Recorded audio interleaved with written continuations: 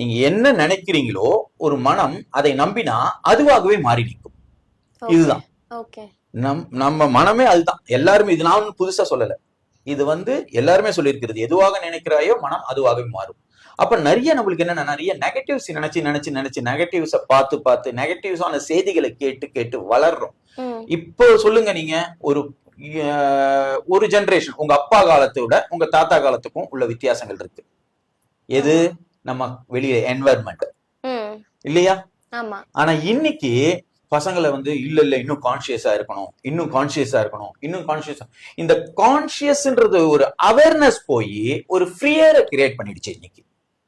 இன்னைக்கு மோஸ்ட்லி இங்க வரக்கூடிய ப்ராப்ளம்ஸ் எல்லாருக்குமே பாத்தீங்கன்னா பயம், பதட்டம். இதுக்கு காரணம் என்ன அப்படின்னு பாத்தீங்கன்னா, ஒரு அவேர்னஸ் அப்படின்ற பேர்ல ஒரு ஃபியரா கன்வெர்ட் ஆகி உள்ள போயிடுது. இப்ப ஒரு விஷயத்த